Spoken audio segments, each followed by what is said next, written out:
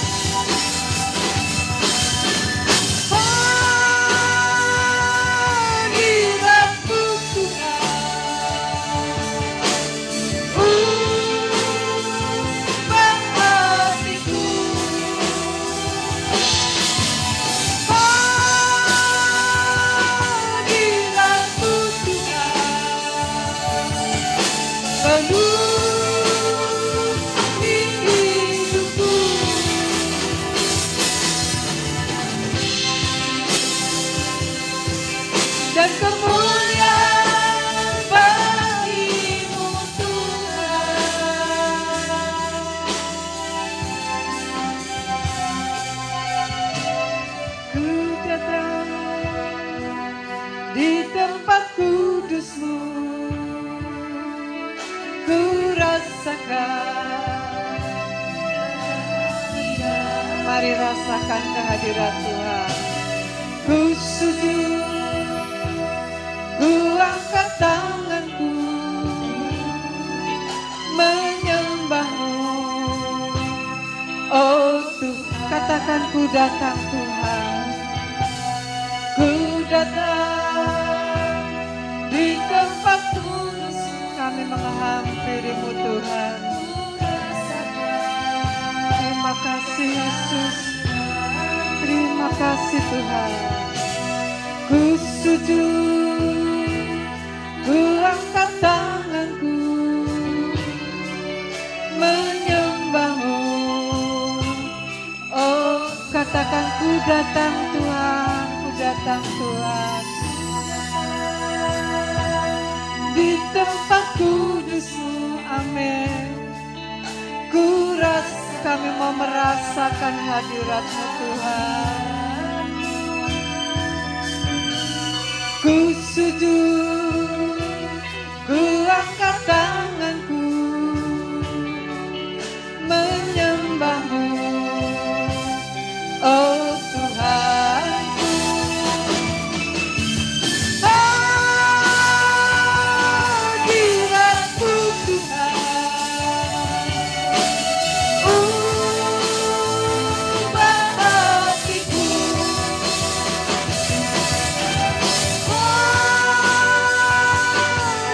Hadirat-Mu Tuhan,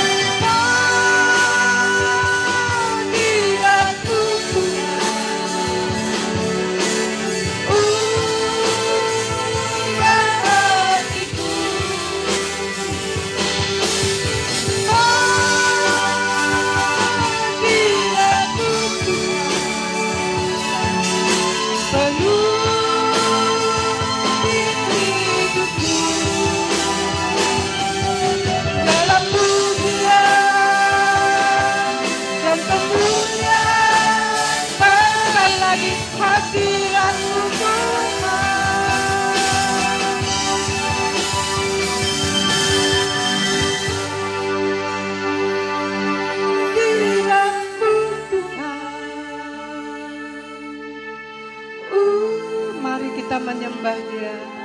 Arahkan pandangan-Mu kepada Tuhan. Tujukan mata rohani-Mu kepada Tuhan. Kami mau menikmati hadirat-Mu Tuhan.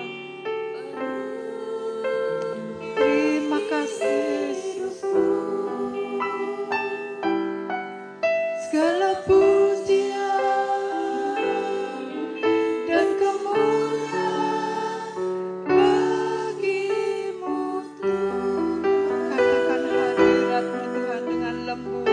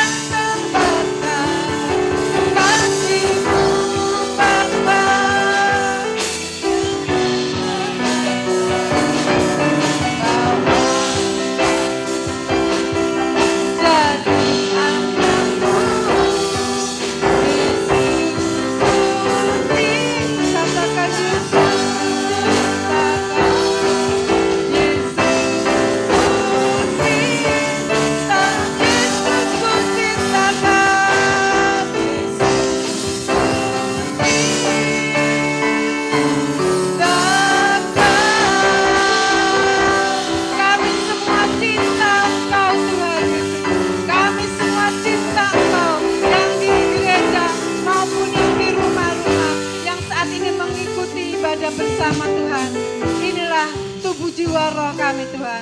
Kami Tuhan datang lebih dalam lagi untuk kami rindu mempermuliakan, menikmati hadirat-Mu, menikmati kasih-Mu Tuhan. Terima kasih Tuhan, kami rindu lebih dalam memuji nama Tuhan. Untuk itu Tuhan, basuh hati kami semua, umat-umat-Mu yang hadir, untuk kami semuanya boleh ada di dalam hadirat-Mu lebih indah lagi ya Bapa. Hamba-hamba-Mu yang melayan, jemaat-Mu yang dalam perjalanan, tibakan dengan selamat tempat ini. Terima kasih Tuhan, kami siap memuji nama Tuhan di dalam nama Tuhan Yesus Kristus. Haleluya. Amin. Lambaikan tanganmu buat Tuhan. Saudara menikmati kasih Allah, mari kita renungkan kembali pagi ini. Kita lebih dalam lagi memuji Tuhan. Bila ku renungkan kasih Allah, akan kasih-Mu Tuhan, tak dapat tidak bisa dibandingkan dengan apapun, dengan apapun juga. Setinggi langit biru, amin, lebih tinggi kasih-Mu, sedalamnya langit. Terima kasih Tuhan. Nyanyi dengan penuh ucapan syukur.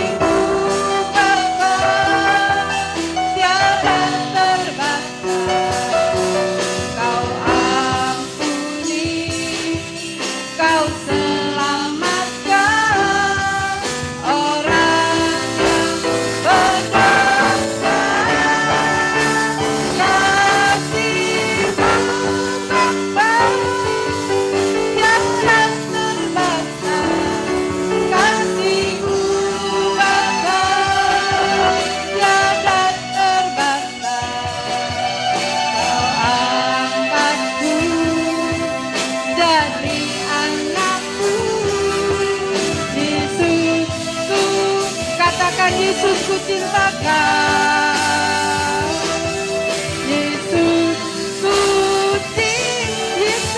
cinta Kau, Yesus ku cinta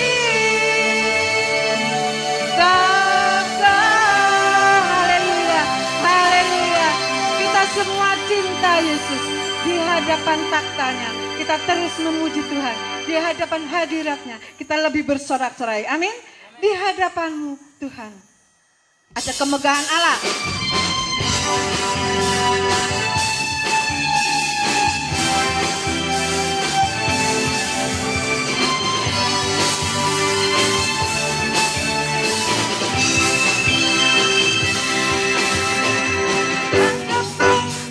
Kemegahan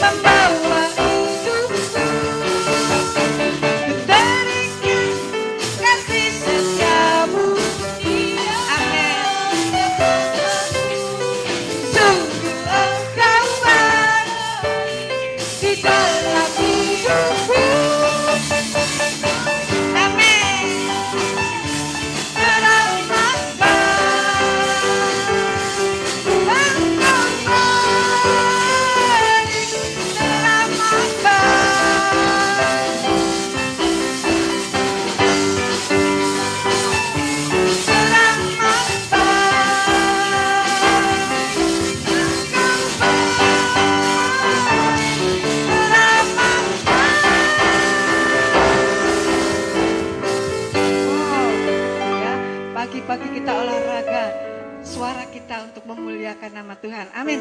Karena besarlah kasih Allah itu dalam hidup kita. Ya, puji Tuhan.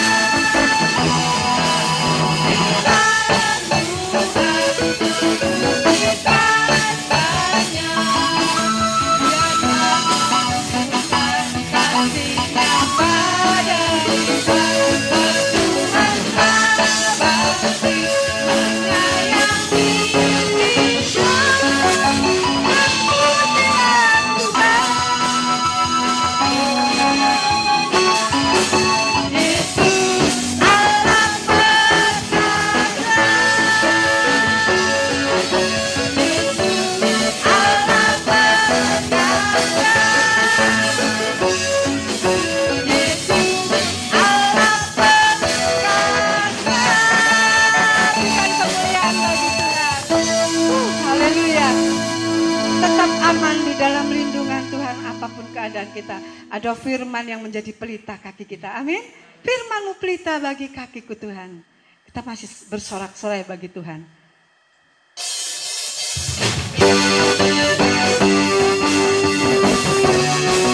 Cukup bangkit berdiri dong. Kita nyanyi dengan bebas sambil olahraga.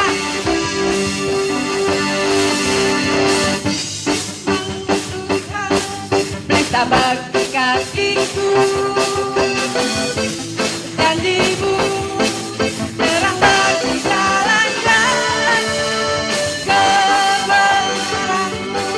Menutup setiap hari.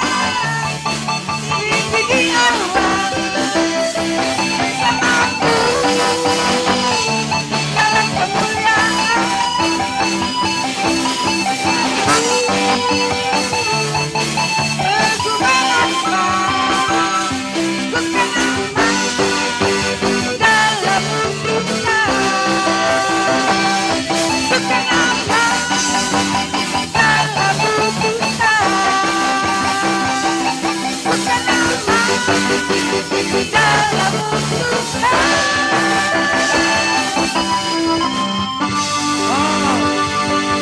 Gimana rasanya ada di awan-awan? Tentunya lebih aman di dalam Tuhan ya. Firman-Mu Tuhan yang menjadi kebenaran dan hidup dalam diri kita. Yang sudah menjadi manusia Allah sendiri yang ada dalam hidup kita. Kita siapkan hati untuk kebenaran firman Tuhan.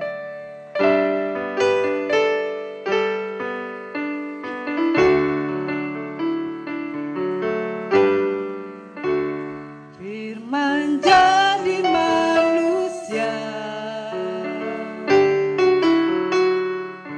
diam di antara kita.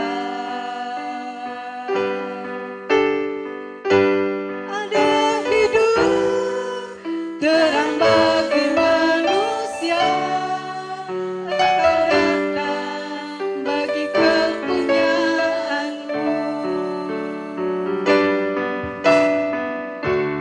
Firman jadi manusia, diam di antara kita. Amin.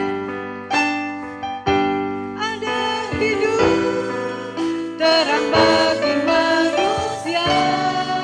Engkau datang bagi kepunyaanmu. Yesus kaulah juru selamatku. Ku akui Kau Tuhan bagiku. Kau terang bagi gelapku. Kau pintu bagi setiap. Katakan Yesuslah. Kau juru selamat. Amin. Aku amin. Haleluya.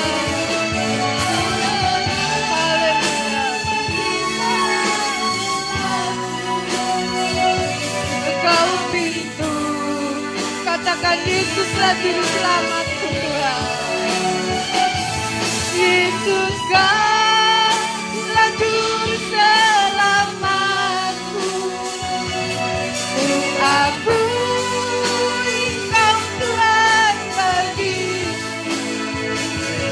Kau terang bagi saat gelapku. Kau pintu bagi setiap. Kau pintu. Kau pintu bagi setiap. Kau pintu kami Tuhan. Kau pintu bagi setiap jalan. Benar Tuhan, firman-Mu sangat kami butuhkan. Firman-Mu pelita bagi kakiku, bagi kami semua Tuhan. Untuk itu Tuhan, inilah saatnya. Berfirmanlah Tuhan melalui hamba-Mu. Kami siap mendengar Tuhan.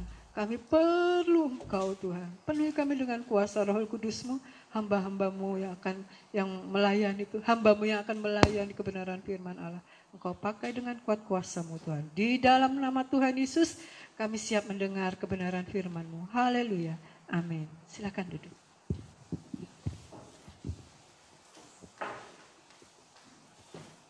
Cek. Puji nama Tuhan. Shalom. Shalom. Puji nama Tuhan. Salam sejahtera dalam kasih Tuhan Yesus Kristus, Tuhan dan Juru Selamat kita. Pada kesempatan pagi hari ini, saya mengucap syukur setelah diberi kesempatan kembali untuk menyampaikan kebenaran firman Tuhan.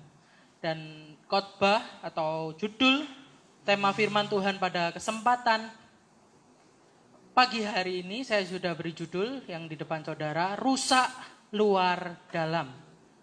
Sekali lagi katakan bersama saya Bapak Ibu Saudara, rusak luar dalam, 2, 3.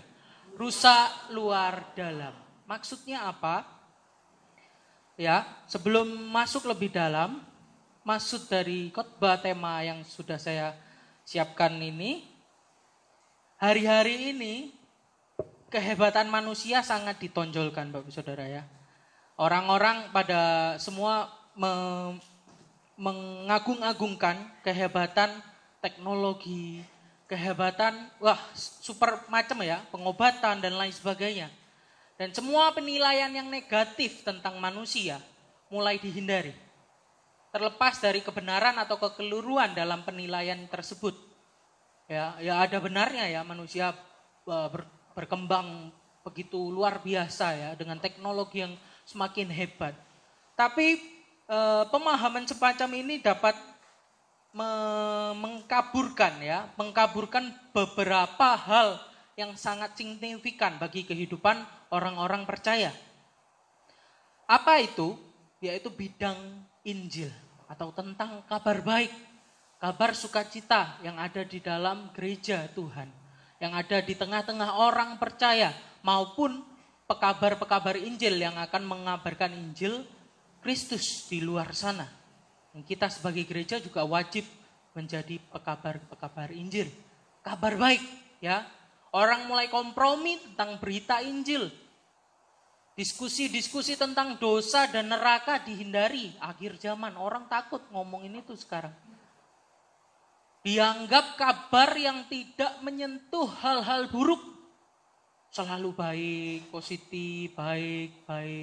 Itu tidak salah dan bagus. Tapi jangan lupa, ketika ada kabar baik, kenapa bisa disebut kabar baik? Karena ada kabar buruk. Kabar buruk yang sangat mencekam seharusnya buat manusia. Ya. Pemikiran ini kurang tepat dan sangat berbahaya. Pemikiran yang sebelumnya ini soal kehebatan manusia, semua penilaian yang negatif tentang manusia dihindari, pokoknya yang positif-positif saja, ya. Karena menawarkan ya, jadi kabar baik ini harus kita tahu ketika ada kabar buruk. Karena kabar baik ini menawarkan solusi atas kabar buruk yang terjadi yang menimpa manusia. Tanpa memahami betapa seriusnya kondisi manusia di luar Kristus, kita tidak mungkin bisa memahami betapa hebatnya kebaikan di dalam Injil. Jadi ketika kita tidak tahu betapa buruknya kita di luar Kristus, kita tidak bisa memahami betapa kuatnya Injil Kristus. Betapa hebatnya kabar baik ini atas kita. Dan hari-hari ini kabar Injil dianggap biasa. Oh tiap hari dengar, oh Yesus turun ke dunia, oh ya udah. Jadi terasa sepele. Karena apa? Hari-hari ini orang nganggap semuanya yang positif-positif aja. Lupa kalau di luar Kristus kita itu dibelenggu, dicengkram. Nanti kita masuk dalam kebenaran firman Tuhan. Bagaimana Paulus mengingatkan jemaat di Efesus. Memang Paulus menerangkan ya soal kabar sukacita tentang rencana keselamatan kekal dari Allah dan kekuasaannya atas jemaat. Di Efesus 1 ayat 3 sampai 23 tidak perlu kita baca di situ. Mungkin buat PR Bapak Ibu Saudara bisa dibaca mulai Efesus lagi. Tapi Paulus juga mengingatkan jemaat Efesus tentang keadaan mereka yang dahulu sebelum mengenal Kristus. Sebelum mereka ada di dalam Kristus, begitu mengenaskan, tanpa Allah, tanpa harapan. Langsung saja masuk kebenaran firman Tuhan, kita buka Efesus 2. Efesus 2, ayat yang pertama sampai yang ketiga. Kita baca bersama Bapak Ibu Saudara ya, baca bersama-sama dengan suara yang keras. Efesus 2, saya tunggu. Efesus 2 ayat 1 sampai 3, kita baca bersama-sama setelah hitungan ketiga. 2, 3. Kamu dahulu sudah mati karena pelanggaran-pelanggaran dan dosa-dosamu. Kamu hidup di dalamnya karena kami mengikut jalan dunia ini. Karena kamu mentaati penguasa kerajaan angkasa, yaitu roh yang sekarang sedang bekerja di antara orang-orang durhaka. Ayat ketiga, sebenarnya dahulu kami semua juga terhitung di antara mereka ketika kami hidup di dalam hawa nafsu daging dan menurut kehendak daging dan pikiran kami yang jahat. Pada dasarnya kami adalah orang-orang yang harus dimurkai, sama seperti mereka yang lain. Paulus mengingatkan kembali. Ya, bukan berarti ketika kita sudah terima Kristus, sudah positif aja ya. Maju terus. Memang kita harus terus maju, progresif, bertumbuh menjadi anak-anak Tuhan yang luar biasa. Tapi jangan lupakan di mana dulu kita berasal. Karena pentingnya kita tahu di mana kita dulu. Bagaimana kita diselamatkan. Supaya kita benar-benar menghargai karya keselamatan Kristus dalam kehidupan kita. Masuk slide lagi. Bagaimana Allah sudah mengerjakan segala sesuatunya untuk kita. Paulus mengingatkan jemaat Efesus tentang keadaan mereka dahulu sebelum mengenal Kristus. Mereka dalam keadaan yang sangat mengenaskan, tanpa Allah, tanpa harapan. Ya, harapannya nggak ada. Mungkin hari-hari ini kembali lagi jemaat Tuhan mulai merasakan tidak ada harapan dalam hidup karena kondisi dan situasi. Jangan lupa Kristus datang tengah dunia. Allah sendiri yang datang sebagai manusia. Ya, kondisi di mana kita tidak bisa datang kepada Allah karena dosa, tapi Allah yang datang ke dunia. Tanpa mengerti dan mengakui keadaan kita dahulu yang tanpa harapan, kita tidak akan mampu menjadikan Allah sebagai satu-satunya harapan. Jadi tanpa mengerti dan memahami keadaan kita dahulu, kita nggak bisa menjadikan Yesus sebagai harapan satu-satunya lagi. Kita mulai berharap pada hal-hal yang kelihatan. Karena apa? Lupa, kita nggak mengingat. Kenapa dalam setiap khotbah saya selalu mewartakan Injil ya. Bukan berarti di sini nggak percaya, enggak. Supaya kita kembali mengingat, refresh ulang ya. Bagaimana Allah sudah menyelamatkan kita. Fokusnya bukan yang fana tapi fokusnya yang kekal. Allah datang ke dunia bukan untuk orang-orang yang tidak berdosa, orang-orang suci, tapi untuk orang-orang yang berdosa. Sehingga kita sadar. Kita dapat mengerti, mengakui keadaan kita, dan dia menjadi satu-satunya harapan dalam hidup kita. Sekali lagi, kebaikan dalam kabar baik baru bisa diapresiasi. Dapat kita rasakan sungguh-sungguh. Selayaknya apabila keburukan dalam keterpurukan kita dipahami dengan benar. Ketika kita merasa terpuruk, jangan lupa kita punya harapan. Sudah jelas, sudah pasti harapan kita. Bukan moga-moga, bukan mudah-mudahan. Harapan kita sudah pasti jelas. Kelak di surga nanti bersama-sama dengan Kristus. Dan seluruh orang percaya. Sekarang dari ayat ini, bagaimana keadaan kita dahulu sebelum di bawah kasih karunia Kristus? Bagaimana keadaan kita dulu? Paulus mengingatkan jemaat di Efesus. Ayat yang pertama. Mereka mati di dalam dosa. Ayat yang pertama, saya bacakan. Kamu dahulu sudah mati karena pelanggaran-pelanggaran dan dosa-dosamu. Kamu dahulu sudah mati karena pelanggaran dan dosa-dosamu. Bapak Saudara, kalau kita seringkali dengar ilustrasi ya, kita masuk dalam lumpur gitu ya, bolehlah itu kasih ilustrasi itu.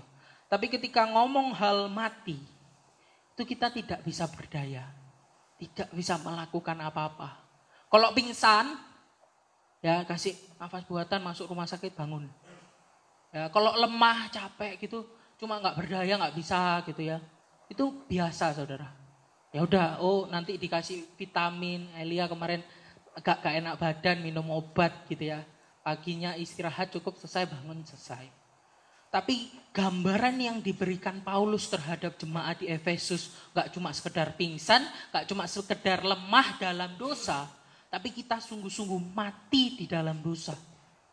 Maksudnya apa di sini? Ya, maksudnya penegasan kata-kata ini menunjukkan bahwa kita tidak berdaya. Sangat-sangat tidak berdaya di dalam dosa sebelum kita mengenal Kristus. Bahkan ayatnya ditulis secara berulang ya, di ayat yang kelima juga.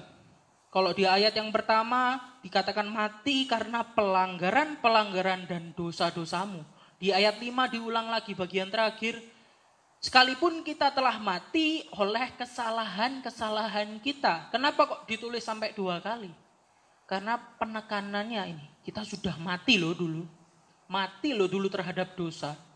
Tapi dijelaskan di ayat selanjutnya, nanti kita baca di bagian akhir. Bahwa Kristus sudah datang ke dunia. Kenapa diingatkan terus? Kalau kita baca surat-surat Paulus terhadap jemaat-jemaat di mana-mana ya, di Roma, Efesus, Korintus, Paulus selalu mengingatkan Injil kebenaran. Injil kebenaran Kristus. Ya. Bukan cuma sekedar berkat melimpah luar biasa Tuhan berikan. Bukan sekedar itu. Tapi jauh melebihi itu.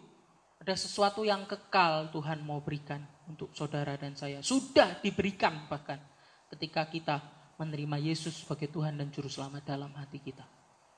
Kita dulunya mati di dalam dosa. Ya, bukan hanya itu ya, dimaksud mati bukan sekedar pasif ya. Udah mati gitu pasif dalam dosa. Tapi dijelaskan di ayat 2-nya selanjutnya ya. Kita hidup di dalamnya. Kita secara aktif melakukan dosa. Konsep ini perlu dipahami dengan jelas. Ya, jadi ketika kita aktif, ketika kita mati di dalam dosa, itu bukan berarti kita pasif. Oh ya udah, rela gitu, selesai melakukan. Tapi kita aktif dengan sungguh-sungguh kita melakukan dosa. Mati di dalam dosa itu berarti kita sungguh-sungguh hidup di dalam dosa, melakukan terus-menerus. Dengan kesadaran yang pasti, dengan keinginan yang pasti untuk melakukan dosa. Itu mati di dalam dosa. Ya.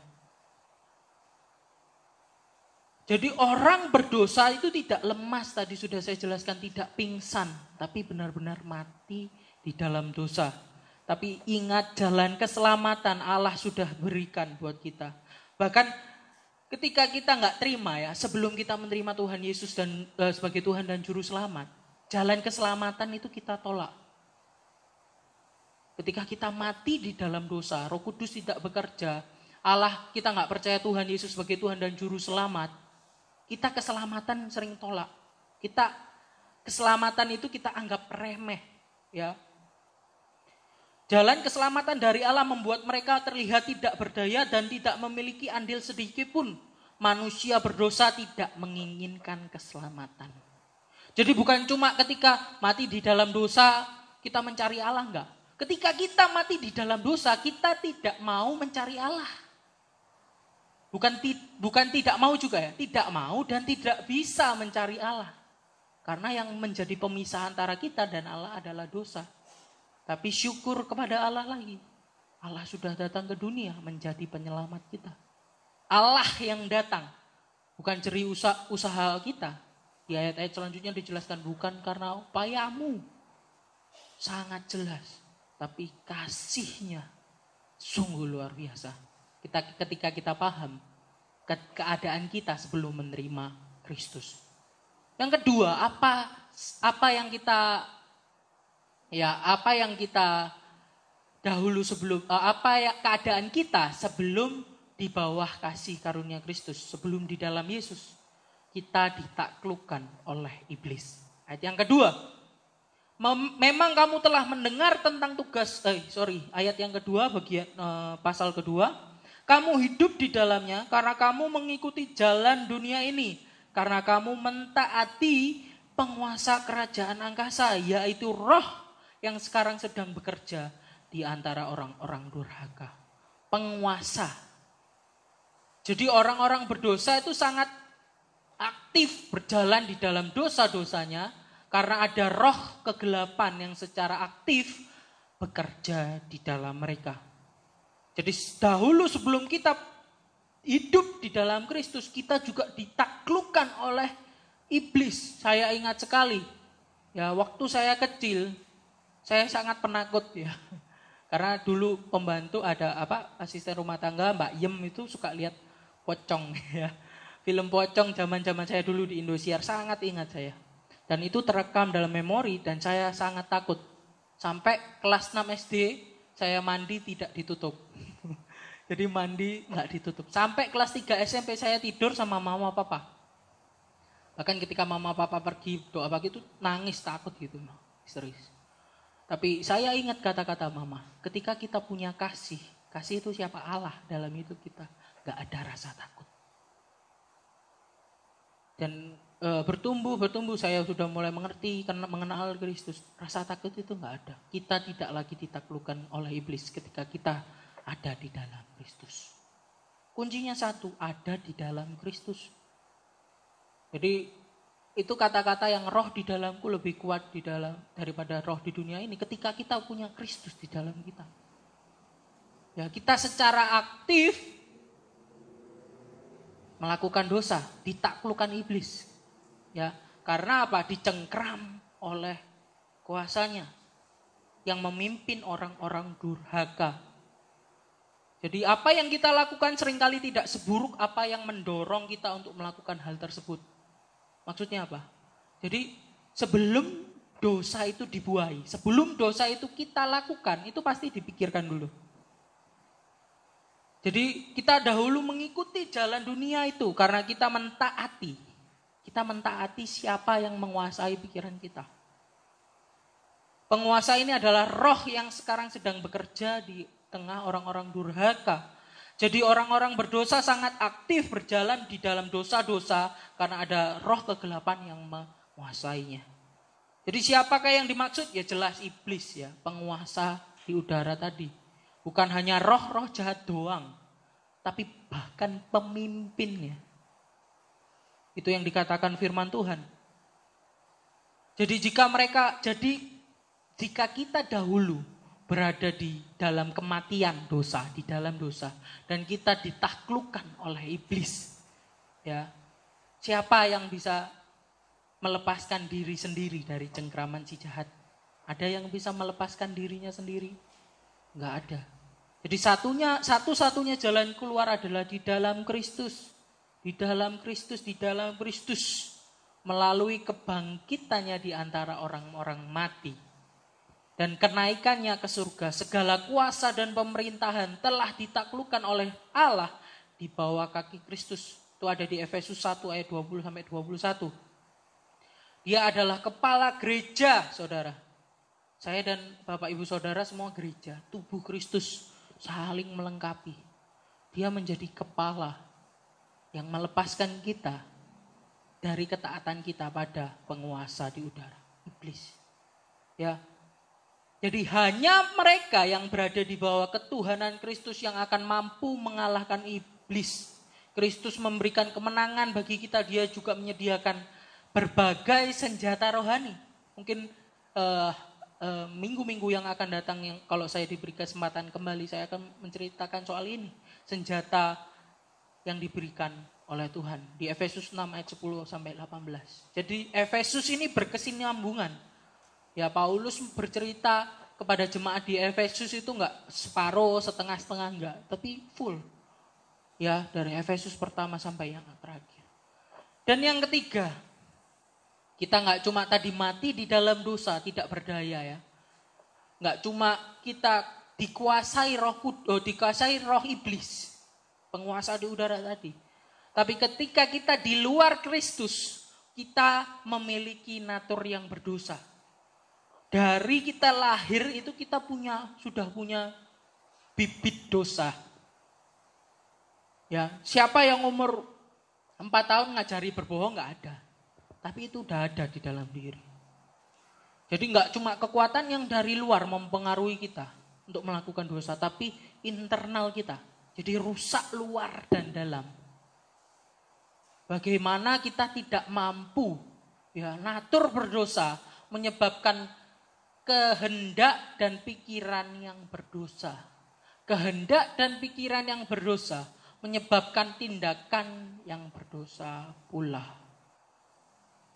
Makanya Yesus kalau bilang ya, kalau kita memikirkan saja, ya terus naik syahwat, itu sudah berdosa. Karena apa? Itu dosa yang dipikirkan. Jadi kita mikir sesuatu yang negatif, yang mau melakukan dosa aja udah berdosa. Bagaimana kita bisa lepas dari dosa? Natur kita sudah berdosa. Ya, perbuatan kedagingan. Ayat yang ketiga saya bacakan lagi. Sebenarnya dahulu kami semua juga terhitung di antara mereka ketika kami hidup dalam hawa nafsu daging dan menuruti kehendak daging dan pikiran kami yang jahat. Pada dasarnya kami adalah orang-orang yang harus dimurkai. Ya, tiga, diulang. Ini sangat dalam ya. Di dalam hawa nafsu daging, hawa nafsu, kehendak daging, kehendak, dan pikiran kami yang jahat, pikiran jahat. Tiga ini mirip-mirip, sedikit berbeda, tapi berkesinambungan, tapi sama-sama wujudnya. Jadi ketika kita tidak di dalam Kristus, sebelum kita menerima Yesus Kristus sebagai Tuhan dan Juru Selamat, ini keadaan kita. Kabar buruk bukan? Kalau kita tahu hal-hal ini ya, masihkah tersisa harapan bagi manusia? Ada yang bisa menyelamatkan diri? Internal, udah dosa. Eksternal, iblis menguasai. Bahkan kita mati tak berdaya. Dikatakan mati bukan pingsan, jadi gak bisa ngapa-ngapain. Tapi syukur kepada Allah. Puji Tuhan. Haleluya. Itu ungkapan yang kita rasakan. Karena apa? Oleh kemurahan Allah kita dilepaskan dari situasi tanpa harapan tersebut. Yang dulunya enggak ada harapan. Ya, yang dulunya kita enggak mungkin lah. Ada kata-kata kalau bicara soal natur dosa, udah dari sononya saya begitu. Seharusnya kata-kata seperti ini tidak dikatakan oleh orang-orang percaya. Kita terus diperbaharui. Nanti sore firmannya berhubungan juga, ada hubungannya ya, tentang perubahan yang radikal. Jadi orang-orang percaya bukan lagi orang-orang yang ngomong udah dari sononya saya gitu, pasrah dengan keadaan, tidak. Tapi orang-orang percaya adalah orang-orang yang fight. Setiap hari kita bertarung dengan hawa nafsu daging kita. Setiap hari kita bertarung dengan pikiran jahat kita. Setiap hari kita bertarung dengan kehendak hawa nafsu daging tadi. Tapi kita tidak sendiri, ada Roh Kudus. Ya, jadi syukur kepada Allah, oleh kemurahan Allah kita dilepaskan dari situasi ini. Sejak kekekalan dia sudah memilih untuk menyelamatkan kita dan menjadikan kita anak-anaknya. Sejak kekekalan kita sudah dipilih untuk menyelamatkan kita dan menjadikan kita anak-anaknya. Bukankah itu sangat berharga dalam hidup kita? Kalau kita merenungkan bagaimana tadi ya, 3 hal itu ada dalam hidup kita. Tapi Allah sejak semula sudah memilih kita orang-orang percaya untuk diselamatkan dan untuk menjadi anak-anaknya. Enggak sampai di sini. Dia menetapkan Kristus sebagai penebus dari dosa-dosa kita. Menyerahkan anaknya sendiri. Ya, yang dihukum menggantikan kita. Karena dosa-dosa kita. Kita yang diselamatkan. Bahkan dapat ahli waris kerajaan surga. Ada lagi. Enggak cuma itu. Kita enggak dibiarkan sendiri. Melalui Roh-Nya yang kudus. Dia memeteraikan dan menjamin keselamatan kita. Ketika kita hidup di dalam Kristus, keselamatan kita itu pasti, bukan moga-mogaan. Kalau kita belajar ya kepercayaan seberang lain ya, mereka pasti bilang mudah-mudahan masuk surga. Tapi saya bisa jamin karena Alkitab yang katakan ya, ketika kita di dalam Kristus, terima Yesus Kristus sebagai Tuhan dan Juru Selamat, pasti masuk surga. Pasti menerima hidup kekal. Ya, tinggal bagaimana kita di dunia melakukan kebaikan karena kita sudah diselamatkan. Bagaimana kita mengabarkan Injil, menjadi orang-orang, menjadi pelayan-pelayan Tuhan yang berkenan di hadapan Tuhan. Untuk apa? Menerima mahkota kehidupan. Jadi kita melakukan hal-hal baik itu bukan untuk selamat lagi. Kita melakukan penginjilan ya, menceritakan kasih Tuhan kepada orang-orang lain yang belum percaya, itu bukan lagi untuk kita selamat. Karena kita diselamatkan, makanya kita melakukan itu. Ada bonusnya lagi, mahkota kehidupan. Mahkota, ada 5 mahkota sudah dijelaskan Bapak Gembala di waktu-waktu yang lalu. Ya, keselamatan kita yang terakhir dengan kenaikan Kristus ke surga dan penaklukan segala kuasa di bawah kakinya. Lengkap sudah karya keselamatan Allah di dalam kita. Lengkap sudah. Sekarang pertanyaannya, sudahkah kita terima Yesus Kristus sebagai Tuhan dan Juru Selamat sebagai sungguh-sungguh? Kekristenan kita bukan sekedar kekristenan KTP. Kekristenan kita bukan cuma sekedar kekristenan hari Minggu. Kekristenan kita bukan cuma sekedar kekristenan, oh ya udah Kristen. Masuk ke gereja, nyanyi, dengar firman, udah lupa terus pulang, gak tahu mau ngapain. Beri persembahan, pulang, selesai kerja. Pokoknya diberkati. Ya, pokoknya saya sudah selamat. Tidak peduli terhadap orang-orang yang gak selamat. Itu bukan ciri Kristen. Karena apa? Kristus sudah kasih contoh sendiri. Dia mati. Datang ke dunia. Yang seharusnya di tahta kemuliaannya dia mau turun ke dunia. Bagaimana kita? Dengan tahta kenyamanan kita, kita tidak mau turun ke orang-orang lain. Bahkan keluarga kita yang belum mengenal dia. Itu menjadi respon kita bagaimana hari-hari ini. Kita sudah terima Kristus. Sudah menerima kekekalan ya orang lain di sana. Salib Yesus Kristus, tidak ada harapan di dunia ini. Ya, di luar salib Yesus Kristus tidak ada harapan di dunia ini. Salib dan kebangkitan inti dari Injil adalah satu-satunya harapan bagi umat manusia. Kemanapun Anda pergi, mintalah hikmat kepada Tuhan tentang bagaimana cara memasukkan Injil itu, bahkan dalam situasi terberat dalam hidup kita. Seorang teolog yang sudah meninggal ya, Ravi Zakaria mengatakan itu. Dia hidup untuk Injil. Bekerja. Bagaimana kita bisa memasukkan Injil Kristus, bahkan dalam situasi terberat dalam hidup kita. Mungkin hari-hari ini kita merasa berat, atau bahkan ada yang merasa nyaman. Dua kondisi ini jangan sampai menjauhkan kita dari Injil kebenaran Yesus Kristus. Jangan sampai kita lupa, kita itu dulu orang yang bagaimana, diselamatkan, diangkat dari lumpur dosa, menjadi anak-anak Tuhan. Yang dulunya harusnya dimurkai, anak-anak kemurkaan ya di ayat yang 2 tadi. Tapi menjadi anak-anak kerajaan surga. Ya, bahkan di dunia ini kita dikasih pertolongan yang luar biasa. Ada firman Allah, ada Roh Kudus yang bekerja. Sudah lengkap. Ada penghibur, penolong yang sejati. Parakletos itu tadi, Roh Kudus. Yang selalu ada.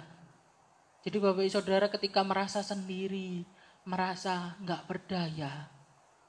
Misalnya punya suami kayak gak punya suami, punya istri kayak gak punya istri, punya anak kayak gak punya anak, punya keluarga kayak gak punya keluarga. Hari-hari di mana saudara dan saya tercekam, datang kepada Dia. Kita berharap pada manusia pasti kecewa, tapi datang berharap pada Tuhan. Dia menghibur saudara, memeluk saudara dengan pelukan yang hangat. Jadi hari-hari ini Bapak Ibu Saudara, kita ingat kembali karya keselamatan yang sudah Kristus buat. Kasih-Nya memberikan kita harapan. Saya undang pemain musik tampil ke depan. Kita nyanyikan harapanku di dalam-Mu. Haleluya.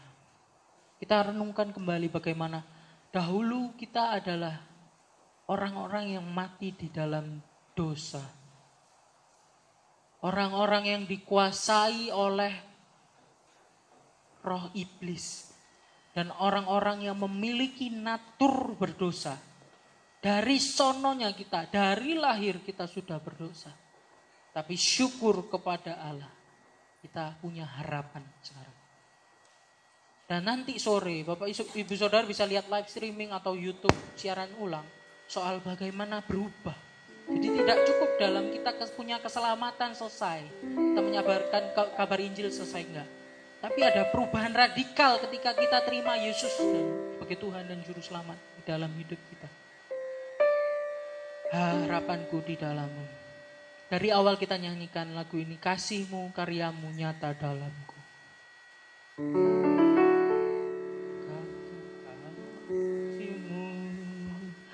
Kasih-Mu, karya-Mu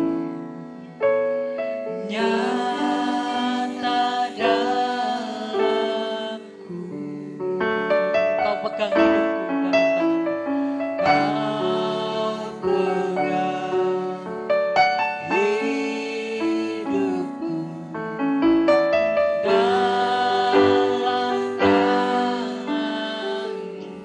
Darah-Mu, salib-Mu tebus hidupku.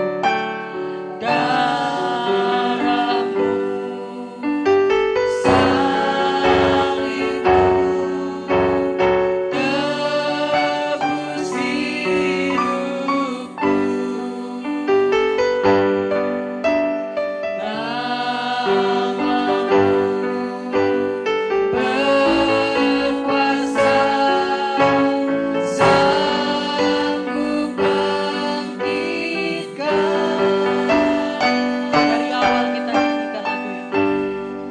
Kasih-Mu, karya-Mu. Kasih-Mu,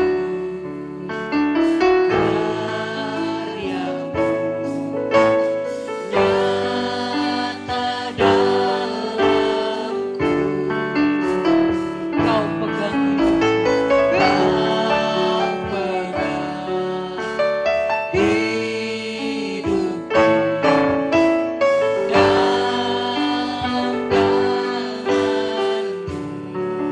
Darah-Mu, salib-Mu, darah-Mu,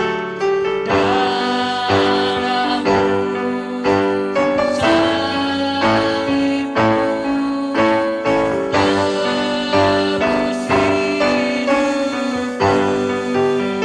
Nama-Mu berkuasa, Nama-Mu berkuasa,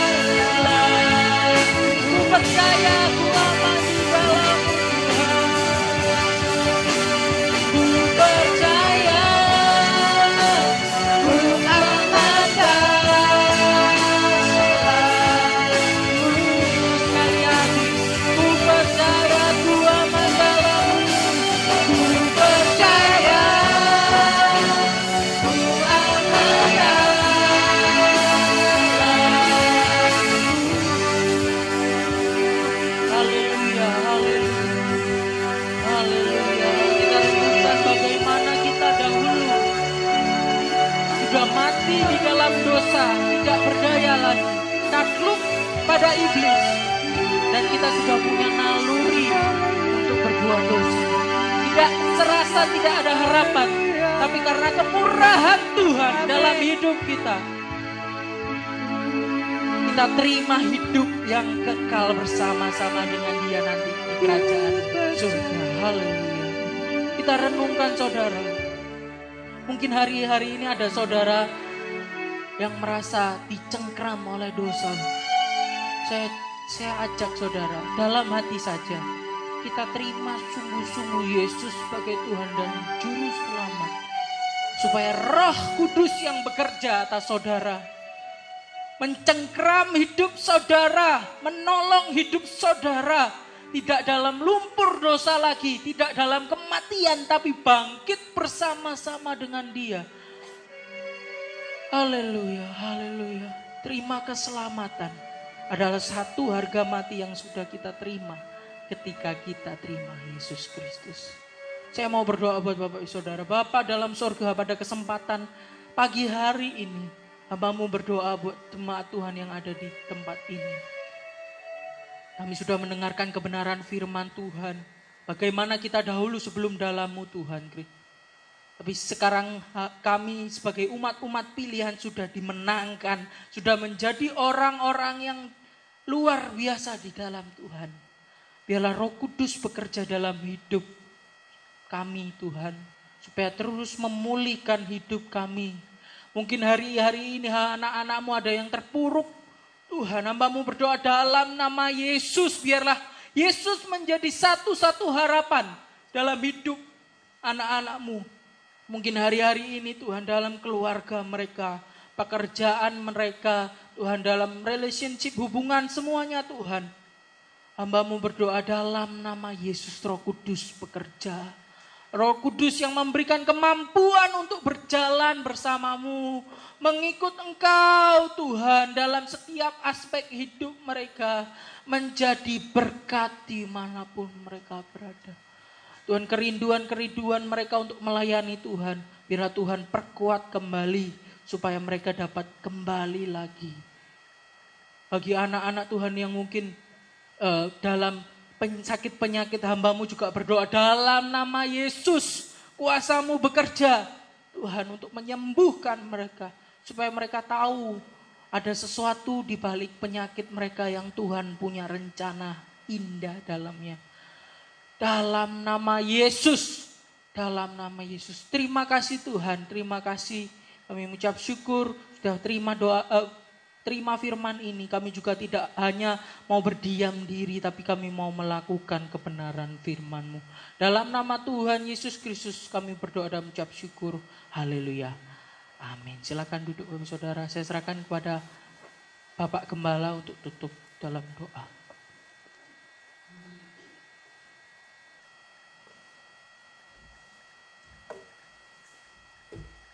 Puji Tuhan Bapak Ibu Saudara, kita hargai karya keselamatan yang Tuhan sudah kerjakan. Amin saudara.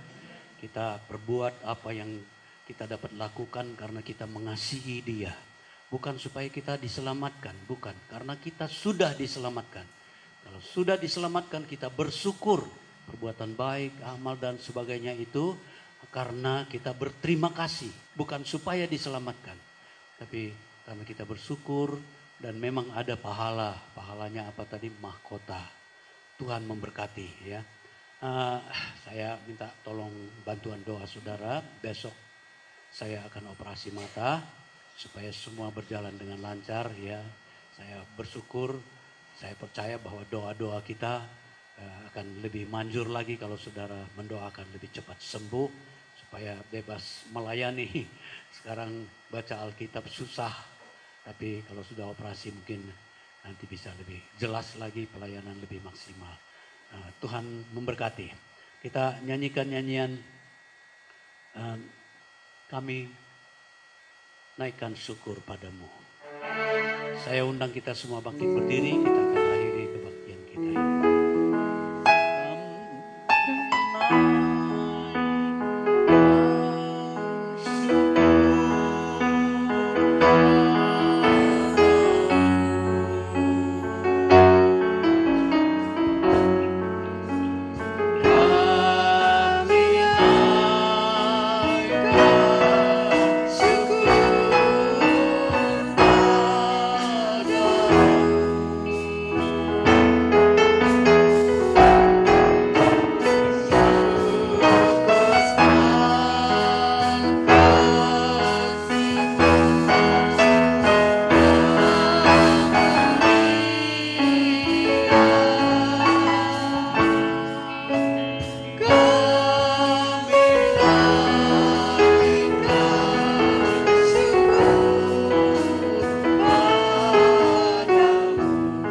kasih banyak Bapa dalam sorga. Kami sudah dengar firman Allah.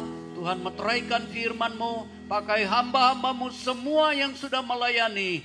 Biarlah menjadi berkat bagi kami semua. Terima kasih banyak Bapak. Berkati juga jemaat-jemaat yang di rumah-rumah mengikuti live streaming. Berkati seluruh yang hadir. Korban persembahan mereka juga Tuhan berkati semua. Kalau pulang sebentar, Engkau juga menyertai dengan penyertaan-Mu yang luar biasa. Terima kasih Bapak. Akhirnya saudara-saudaraku yang kekasih, terimalah anugerah rahmat dari Allah Bapa kita di sorga. Berkat-berkat dan kasih sayang dari putranya yang tunggal Yesus Kristus Juru Selamat kita. Demikian juga Roh Kudus yang memimpin kita, yang menolong kita, yang mengingatkan kita, yang menyertai kita. Mulai dari sekarang sampai selama-lamanya. Kita terima berkat-berkat ini, penyertaannya di dalam nama Tuhan Yesus Kristus. Haleluya, haleluya.